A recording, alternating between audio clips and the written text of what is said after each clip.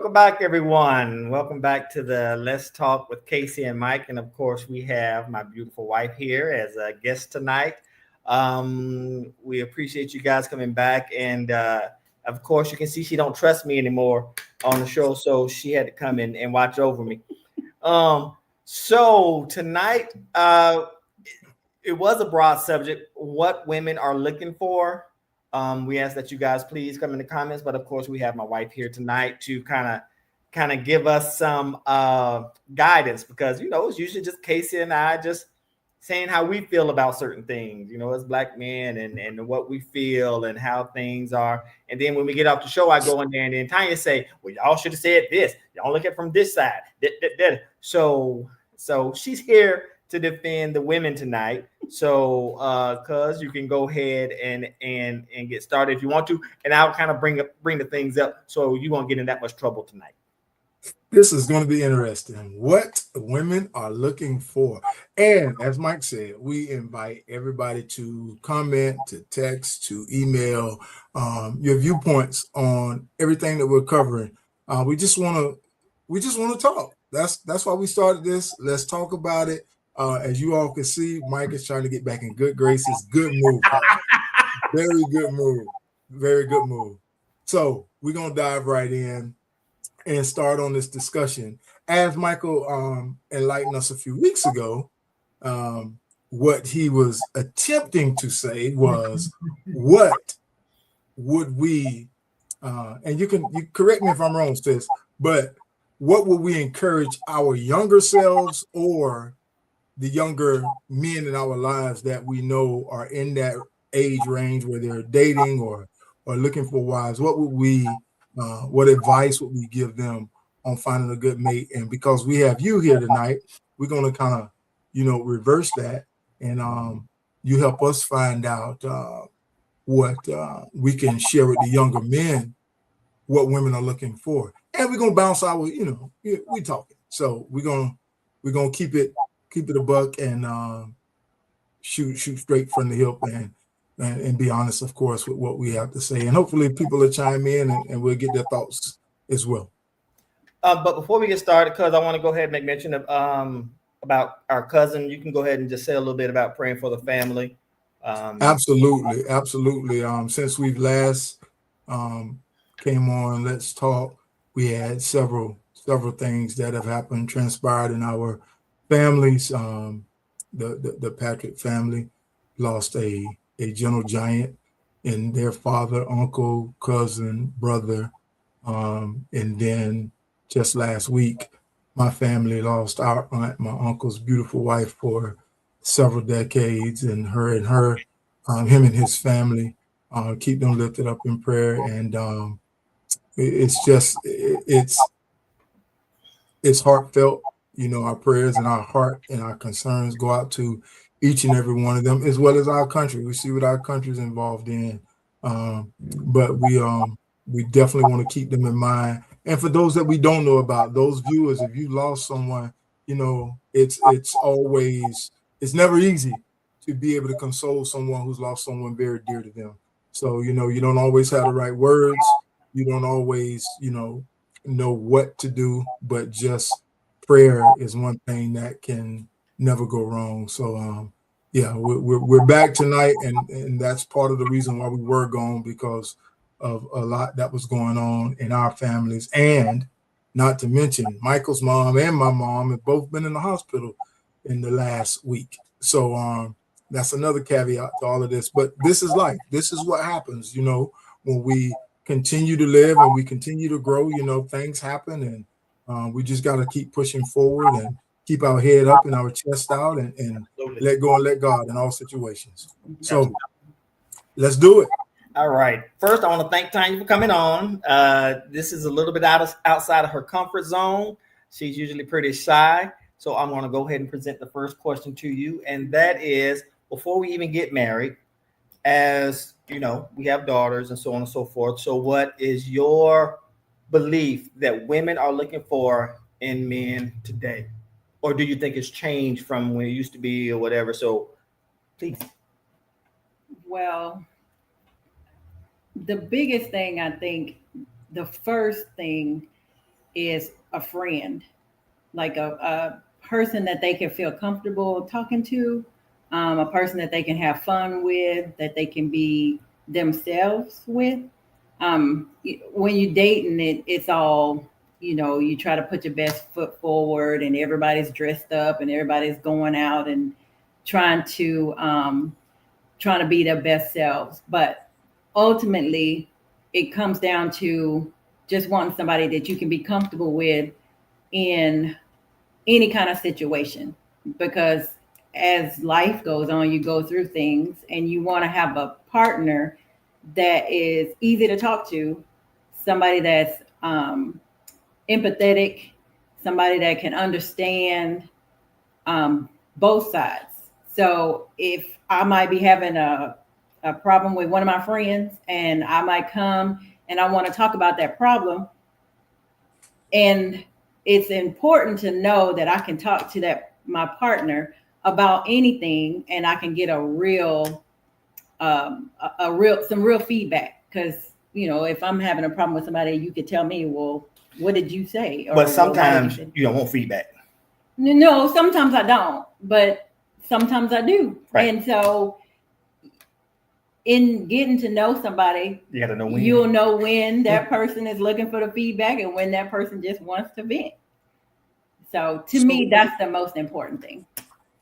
Yeah. So with the whole friend topic, with the wanting someone to be able to be open with, and want somebody to be honest with, one thing that I've noticed over time, when the relationship gels, and men are honest, and women, like you just said, you all don't always want us to fix a certain thing, but you want us to just listen, just be present in the moment while you get this off your chest or whatsoever.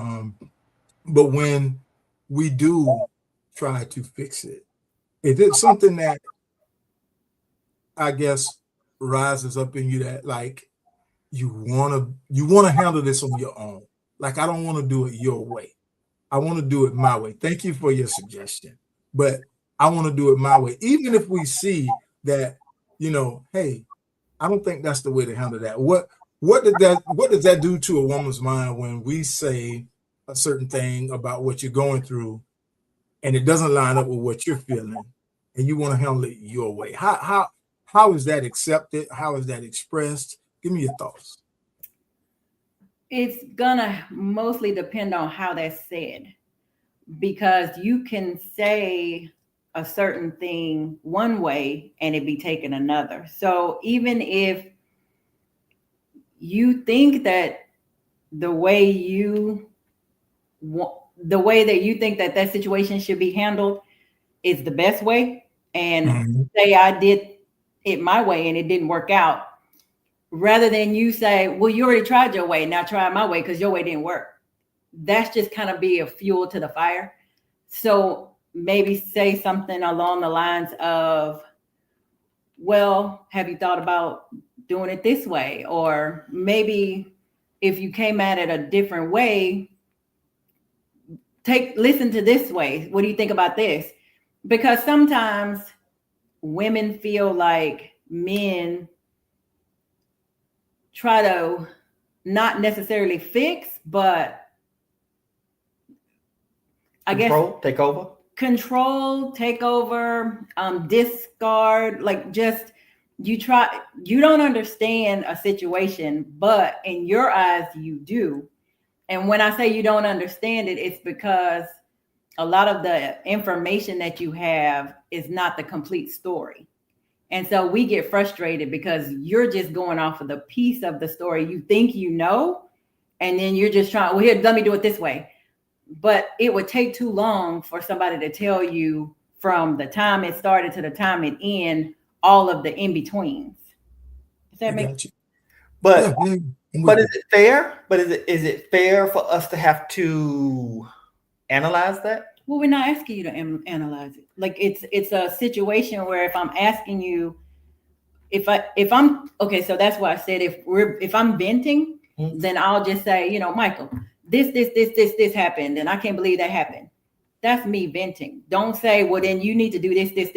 because now you're telling me what to do and I didn't ask you to do that. I just want to vent. But if I say, what would you do if this happened to you? And then I go into the story and then you tell me, well, this is what I would do. And then I say, oh, well, I never looked at it that way. So it's the way that the questions are posed. Okay. Okay. All right.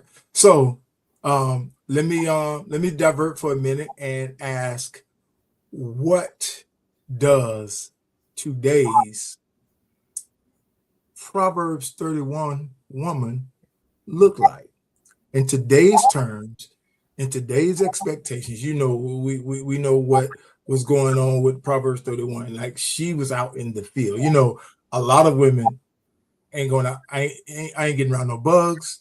I ain't getting around no ants, no moths, no lizards, no none of that. But she was out in the field. Can you explain Proverbs 31 a little bit for people who don't? Proverbs 31, just a real brief synopsis of, for people who. Proverbs 31 is basically the summary of the desired woman. And what I've always felt like is, you don't wait till you become married to become the woman of noble character. You are the woman of noble character in order for somebody to seek you in marriage. Like, men typically are visual creatures. We're visual creatures. That's the first thing that connects us. We talk to someone who we like the way they look, then we'll go from there. You know, if you're intelligent, if you know the Lord Jesus Christ, if you have something to you, then that keeps most men. Some men, you know, they're gonna do what they're gonna do. But when you're looking for a woman, it's almost not until you get into courtship and you're deep into it when you find out, you know, her level of character, her level of integrity. You know, she might, you know, say, no, I got mine, you know, on this date, you know, you can pay for yours, I have mine. Or you may know that she has her own car, she has a good job, or she has her own place. You know, those are all that are pluses in any relationship. But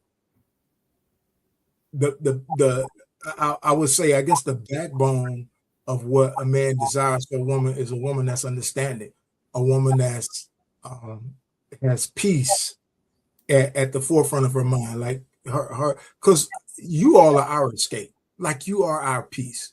When we choose a wife, we're choosing someone, it's the same reason you are, that it's a safe place for us.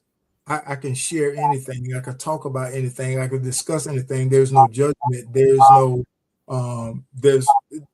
no jealousy. In a lot of relationships, there's jealousy, you know. And that's the one thing that a lot of women don't like to talk about, that word, the submissiveness. They think submitting means giving him the throne to do whatever. And that's just not, you know, that. And men have a way of trying to, you know, press that on a woman, like, submit to me, I have the final say, this and that and the other. No, you'd be a fool to let somebody have the final say when they're not good with the finances and you're better with it. Like, no, I mean, but it's like you said concerning the communication, it's how you say it. Like, every woman has a way that she can get the ear of her husband or her significant other. It's a way that you approach it. It's a tenderness, it's a kindness, it's a level of respect. That softness will get a man about every single time. And yeah. I mean, am I right? Oh, you're absolutely right. It's be like, no, we know that, and then they say the right thing in the right way. It's like, okay, come on, whatever. Because it is that. You know what it is, don't you? You do that, don't you? You know what you're talking about. So yes, that is 100% correct. Yeah. So that's the, you know, I know that was the long way around, but basically, to summarize Proverbs 31, this woman of noble character. I mean, you can wrap that all up in those two words, noble character. She was just the creme de la creme of what a woman should be. Like, today's woman, they career minded.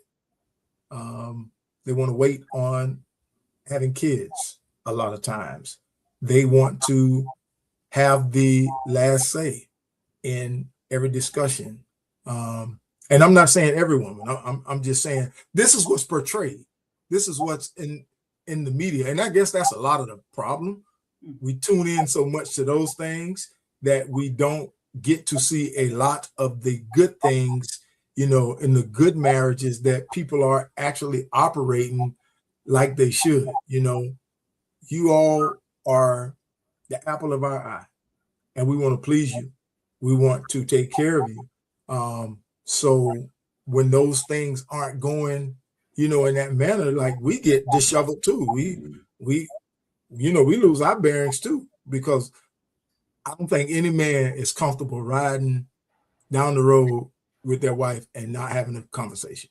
Mm-hmm. Like if we just chilling, we're on a nice, all the scenery is there and we just looking at things, but to ride with tension and just forced quietness, I don't think any man is comfortable with that. And go ahead, cuz I see your mind. I had a question. So do you think today that what Casey was speaking of, do you think women look for someone to take care of them? Or do you think they look for someone to I want you to co-sign, I want you to be my ride or die, I just want you to be whatever, but I'm not looking for any kind of security? What kind of women do you think are today, and do you think it's different than where it used to be? Yeah, it's different. They're not necessarily looking for someone to take care of them. I think that most women are looking for someone to complement what they already have, like so they could take care of, so the two of you could take care of each other. They don't want it to feel one-sided. Like, well, most women don't want someone that's just there, that expects them to just, to just sit there and look nice. Like, let me handle everything. You just sit there and look nice. We kind of got away from that. Like society is not, you can't operate that way anymore anyway, because most households are two income. And especially if you have children, like in order for everything to work the way it should, you're going to probably need that extra income. So therefore, both people should be in the situation where they both feel like there's a security. But do you think that so I was brought up a certain way, but there are still men roles, women roles. Like I would never ask you to go take the car to the mechanic and never whatever. And I cook and you cook. It's not like, Tanya, you need to cook, whatever, you need to do this.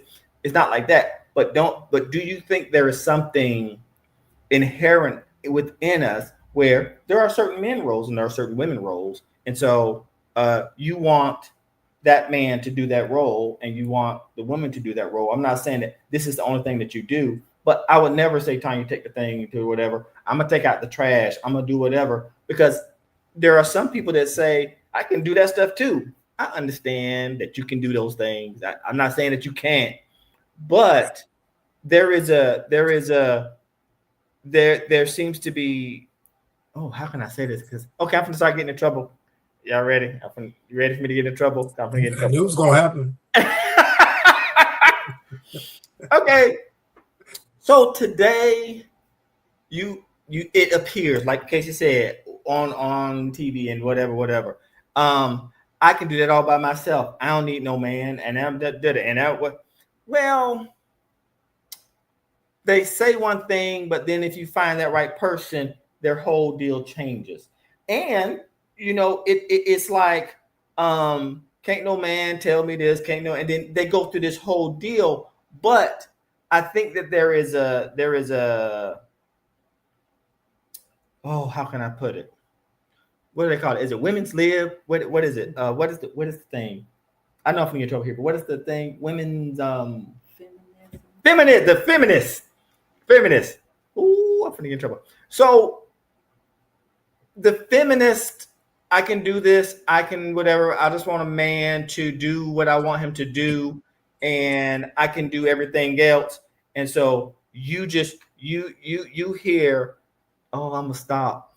Oh, There is a woman that is like that. There's a group of women that are like that. Majority of the women are not like that. Majority of the women that are seriously looking to be in a happy, long lasting, fulfilling relationship are looking for an equal partner, someone that will share, especially in the world today, that will share in making life easier for each other. but there are No, roles. there are roles, but it's not like the way it used to be, to where the role is the role and that's just what it is. Because again, if something were to happen to you, like you were sick and your legs broke or whatever, I don't have to go knock on Casey's door and say, hey, Casey, can you go take the car to get the oil changed? Because I don't know how. I can go take the car to get the oil changed. It's just you would prefer that you go do it. No, you just prefer that you would do it. It's not that we can't do the things. It's just that, okay, well, this is something I'm going to do. Because, like, I know very well that you will cook dinner, but that's a woman's role, right? I don't think so. I don't think so. So then, but I can't take the car to get the oil change, but you can cook. So why? That sounds like there's just a role for. There's just somewhere that you can put what you want to put. But you know what, sis? When you say that, I think for a man, that unless you're a woman who was raised around cars and parts and that's almost like sending a man to the store to go shoe shopping for you. Like, we don't understand exactly, like we see what we like, but like we don't know what's important for, like, you might like a mid-level heel, not a high heel, or a, what do you call it? It's almost a heel, but it's almost like a flat, those type of things. But when men, I think that's the protective nature that we have. Like, I don't want my wife to get taken advantage of. I'm either busy or I may be out of town, so I may ask her, can it wait till I get in town? I know you're dealing with that, but I think the car is okay till I get back in town, because I just don't want you to be taken advantage of. And I may not be able to answer the phone if you get down there and they tell you, okay, this is going to be $950. What? Because I've seen that happen. It's happened to my mom, where she went to get her car checked and they let her know that it was going to be like $1,100 or something like that. And I said, tell them to take your car off the rack. I'll come get it. I took it to the mechanic. I knew exactly what the problem was. I just didn't have time to fix it. He fixed the problem for like $115. Mm-hmm. And when you don't know, you don't know. And they know they'll ask you questions when you first come in, and they know whether you are knowledgeable about vehicles or not. So I think that's where a man's nature to protect, like, I'll take the car. Like, don't go take the car. It's not like it's going to make us feel less than a man. But it's just that I don't want you to go down there and get taken advantage of. And, well, like, so in the different, in that, like I said, there are some women and that are like that, and then there are some that aren't. So for me, I can't work on a car, but I know a lot about cars. And that's because my daddy taught me about cars. Like, I know about the oil change. I know about the overheating and watching the temperature. I know about the radiator. I know all those things. So it's not that it's a role for a man to do it, because, again, what if there's a situation that you can't do it? So for women now, it's more beneficial for women to be a part of those things, because at some point. But then, I mean, I'm not doing my job. But what if you're not here to do your job? Like, you have daughters. I do. And what if your daughters for whatever reason, I mean, Brittany's already married, but what if they never get married? What if they never have a man to do those things for them? But what do they do now? What do they do when something But goes? what if you're not there? But what do they do?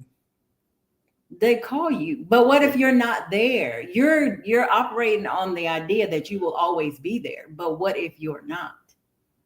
So Like- would you say it would be beneficial for at least the male role to show his wife the minimum, the basics of, you know, or give them guidance when they get ready to go? Okay, look, when you go down there, this is the type of oil you need. Yeah. Don't get any washer fluid. Yeah. Don't get any wipers. Yeah. Don't get any make cap it and filter. You Don't don't get- need radiator fluid. Right.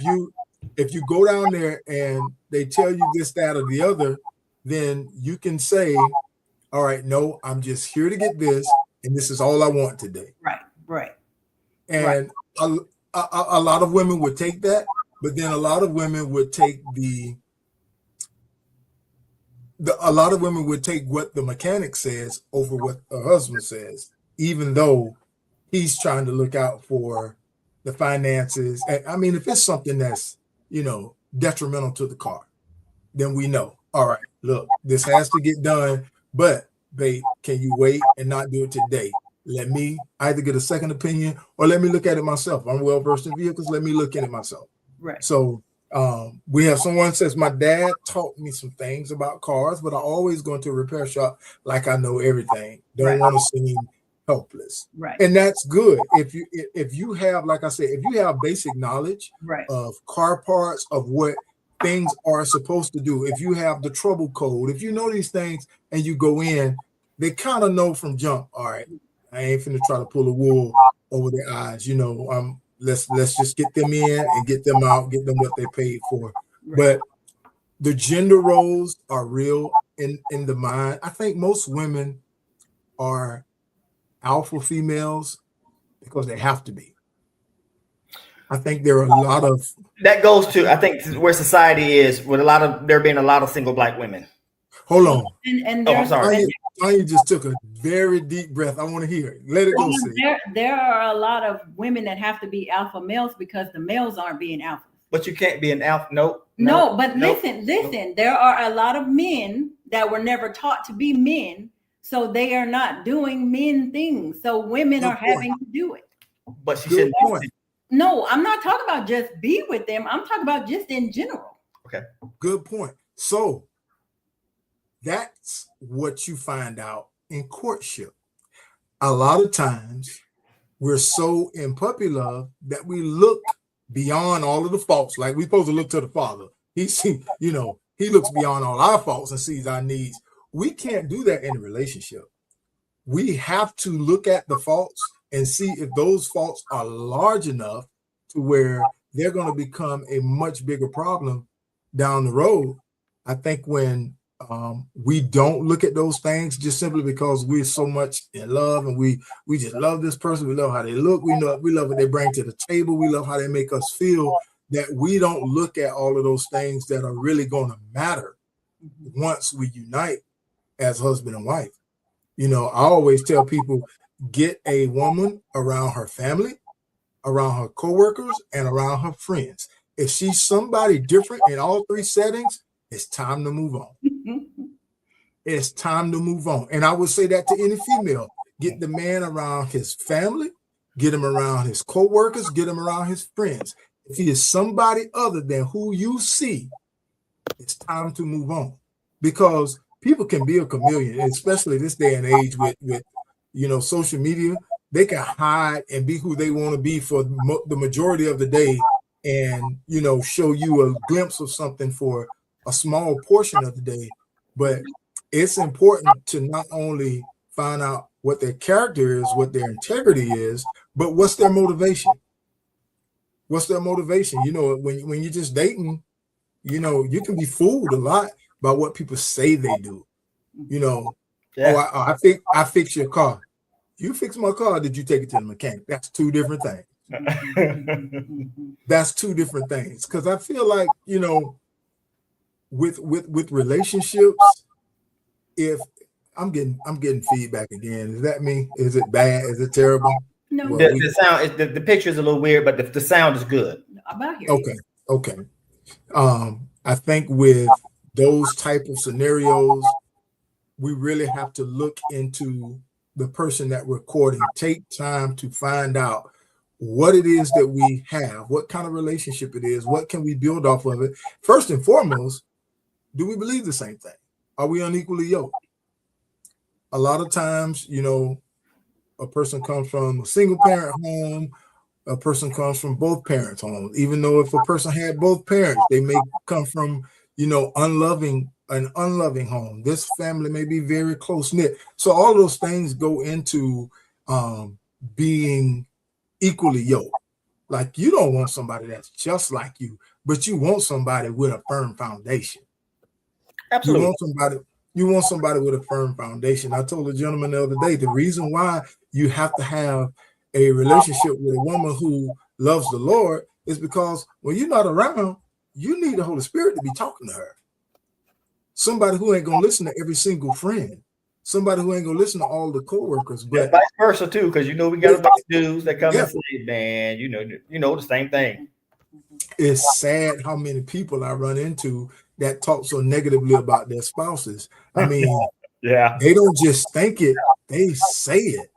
Yeah, I have seen it, and I didn't see it until I grew up. I was amazed at how people. It's like that's your.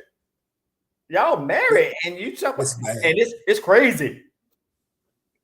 Some women, and I'm reading another one on. Thank you, Valerie. Some women would love for a male to take the role. Some women would love for a male to take that role, but so many guys are raised by women and they don't know how to really stand in that role. Very true. Very true. There are a lot of men that have been raised by women that don't know what it takes to be a real man. Yeah, but there are a lot of men who were raised in homes with a male, and that male didn't know how to be a man, so he never really learned how to be a man. Yes, absolutely. So yeah, those it goes the same way with the females. Okay, so I want to. This is a question, and I know we haven't even touched whatever. We're bringing it back. Yeah, we're running back. Yeah. So I want. No, we stopping. Go ahead. What is a real man in your eyes? What does a real man consist of? What is that? A real man consists of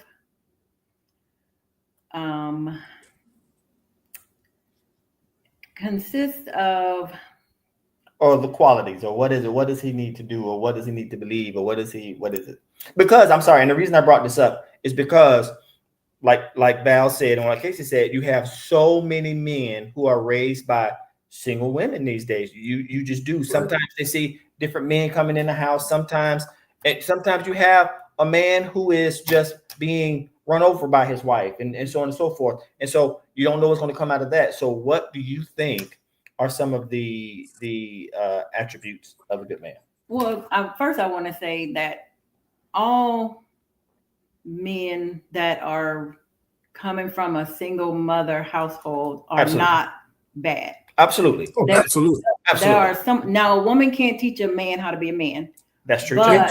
But a woman can teach a male how to be the type of male that she would want to be with, that would prepare him for when he gets out for that side of it. I think so. There's some good ones out there that were raised by their mothers that may be lacking on a few things, but that's only because a woman can't teach a man how to be a man. That's that. Okay. But not that doesn't make him a bad candidate. No, not at all. Not at all. There's a lot of men become great fathers and great husbands because they desire what they never had. So they learn from that desire, or they learn from a distance of looking at, other men in their communities or the men in their family and the church, that they looked up to. That doesn't mean that they can't learn how to be a man. It just takes a male influence to get some other things put into him. Right. But no, very, very good men and very long-lasting relationships come from men that have, been raised by a single mother.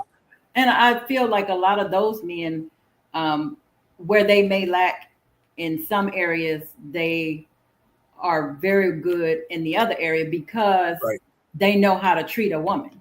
Like they know, because they took care of their mothers. Their mothers helped them, and they usually normally would have a sister or a grandmother, and they cared for them. So That's good. you can kind of look at it in different ways. Okay, so go ahead, Gus. No, I was just gonna encourage the men with when Sis said that right there. Let's do our part. Let's do our part. I mean, there are a lot of men that are not in the homes, but you don't have to be in the home to co-parent, especially when there is a young male that's beginning to be an adolescent. We need to do our part. We certainly need to step up and fix whatever we have to fix with the mom or whoever the child is residing with, and really be able to pour into them, because at the end of the day, it's about that child. They're only a child for a small time frame of their life. They're going to be an adult for much longer if the Lord's will. So I'm sorry, cuz go ahead. I didn't mean to interrupt. No, you're perfect. And this is, we are running into it. We're almost at 40 minutes. So what I'm gonna do, if I can take you off the hook, if you don't mind, can you come together or put some stuff down what you think makes up a good man, and maybe next week we can finish that. Are you good with that, cuz? Oh, absolutely. Because I put you on the spot. I put you on the spot. Like, no, I mean, because that's not a hard question. Like I mean, it's everybody's gonna have their different, what they're looking for. Right. But for me, what I was looking for is, like I said, somebody that complemented my characteristics that I already had. That was a partner, a friend, somebody that I could depend on, somebody that I could be there so they could depend on me, somebody that was security, somebody that represented. So it's God-fearing, not a what's it called? Yeah, because all of those things they fall under that, because No, y'all keep going. Keep going. Oh, okay. Because I think that in order to be those things, you have to be God-fearing, because that's part of it. Like you a protector, a provider, those things, it all falls under that. But that, to me, that's what makes a good man. It doesn't necessarily have to be, somebody that's going to take control and be in the. But you was looking for a super good looking man too, right? Yes, with a gray beard. Okay. So, and part of I was watching a podcast earlier today, and one of the questions was,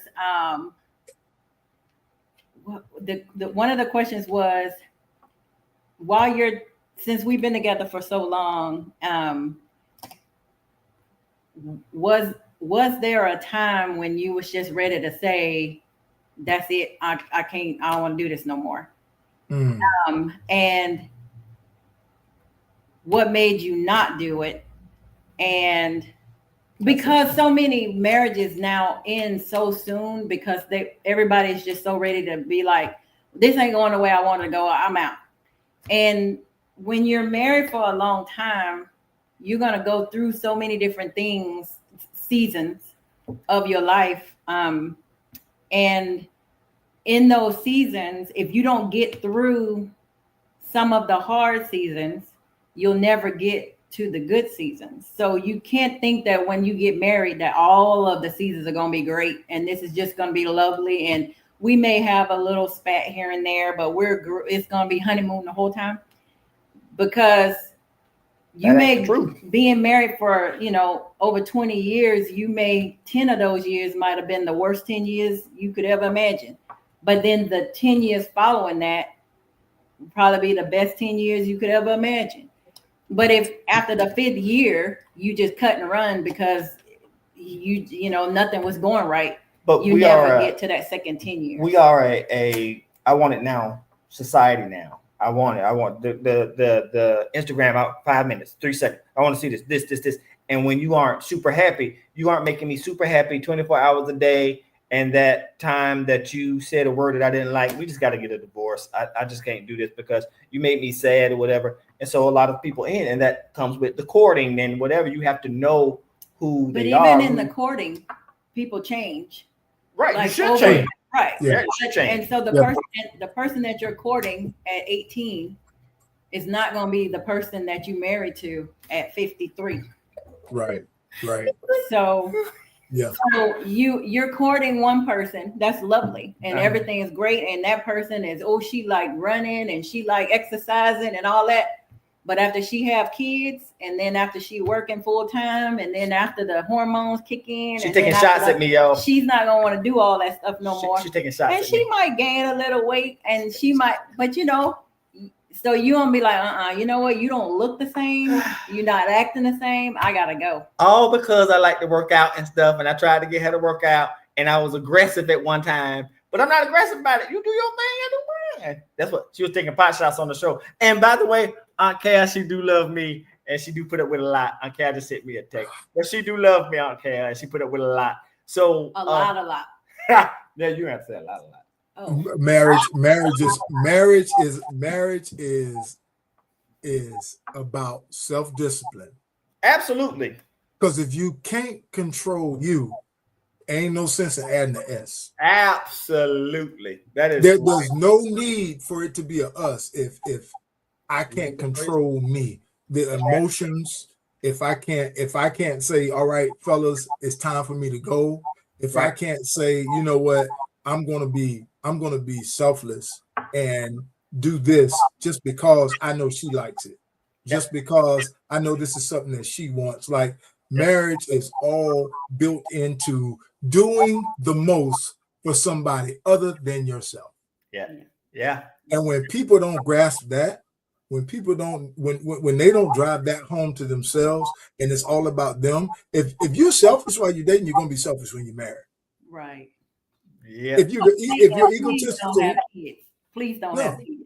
If you're egotistical when you're by yourself, you're gonna be egotistical when you're married. You know, being married only multiplies the problems.